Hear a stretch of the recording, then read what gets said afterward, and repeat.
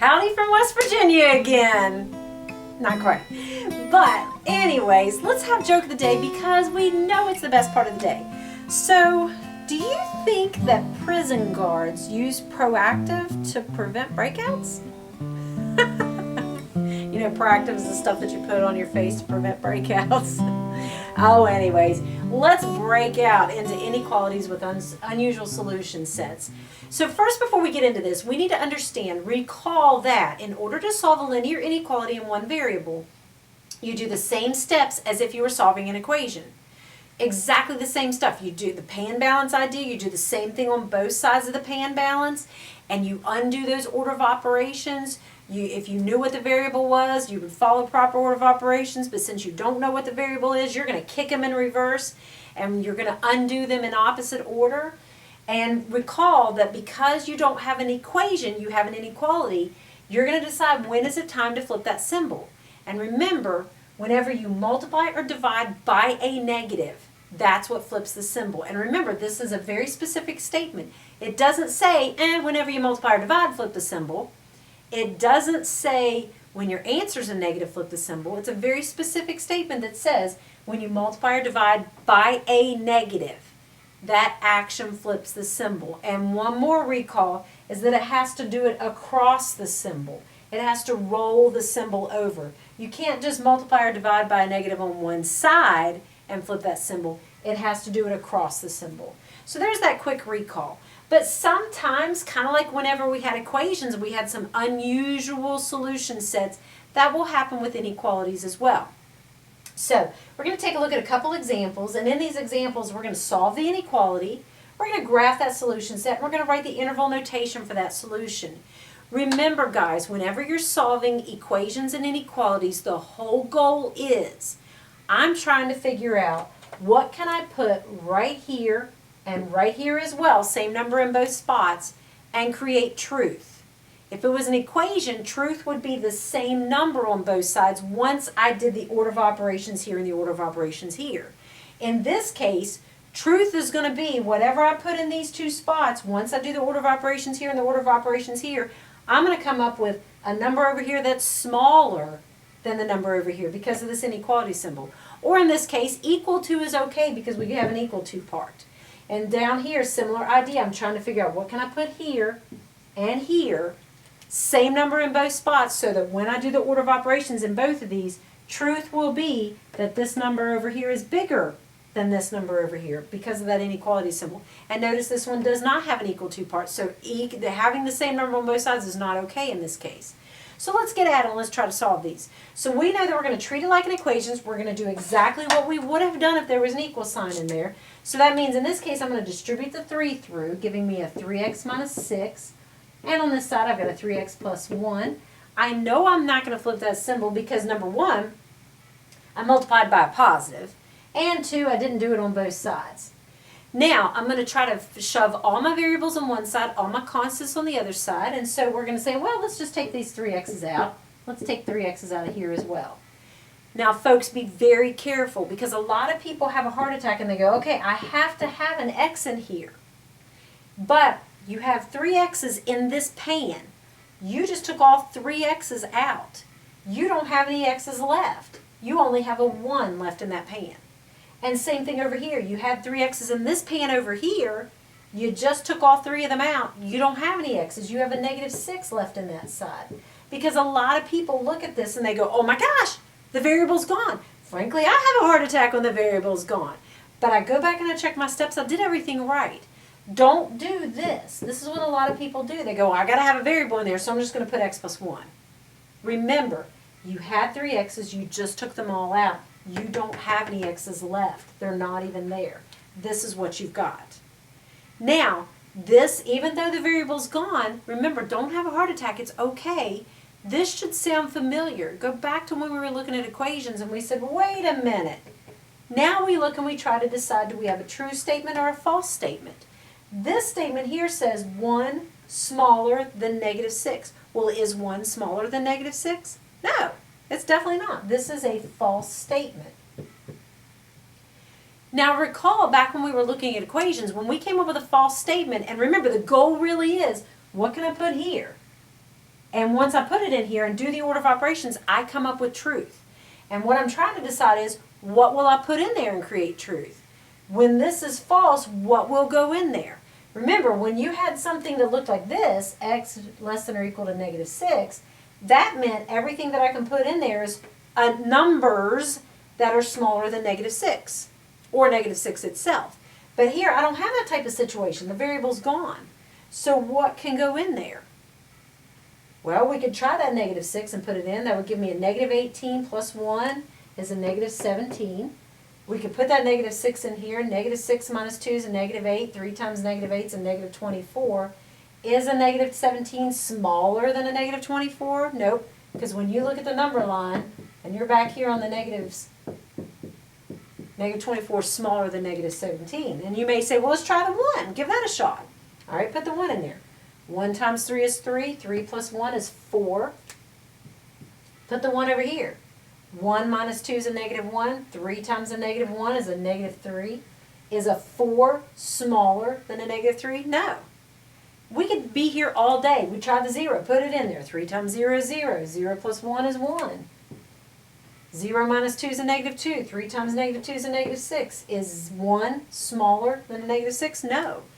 You could fire numbers at me all day long, and we could try every one of them out. We could even try fractions and decimals, and we could try irrational numbers.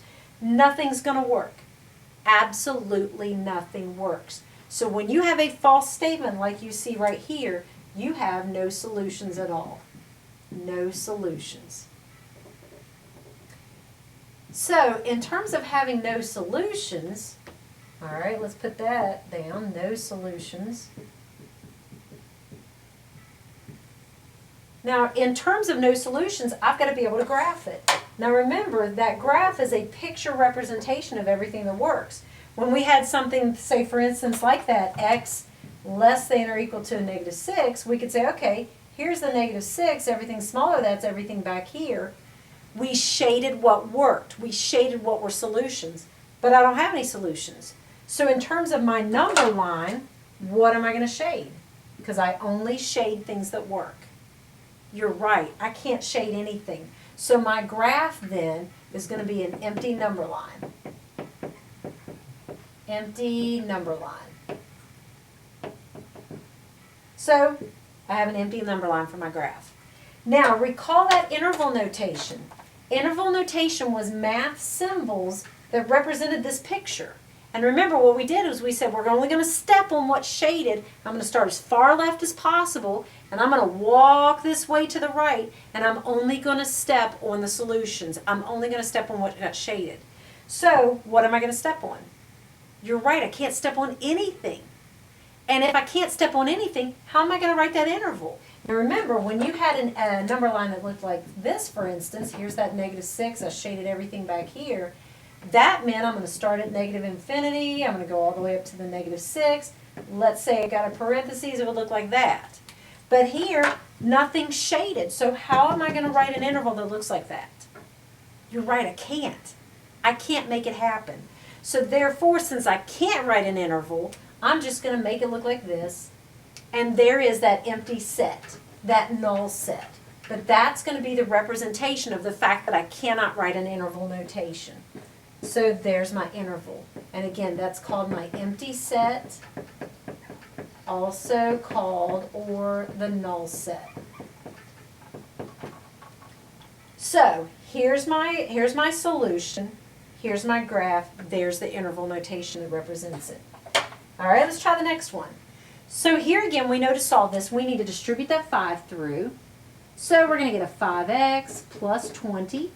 Not going to flip that symbol because, yeah, I multiplied, but number one, I didn't multiply by a negative. Number two, didn't do it across the symbol, which would roll it over.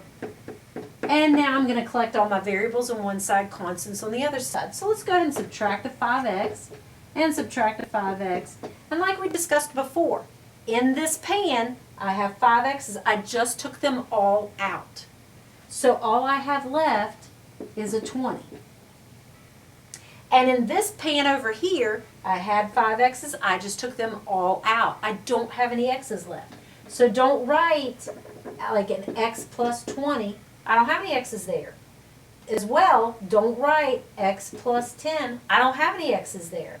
So all I have now is a statement that says 20 greater than 10. Now, here again, is that true or false? Is 20 bigger than 10? Sure is. This is a true statement. Now, go back to those equations. When we had a true statement and we were trying to figure out what can I put here and here, and when I do the order of operations, this side, it comes up to be bigger than this side, what will work? Well, sure, let's try the 10.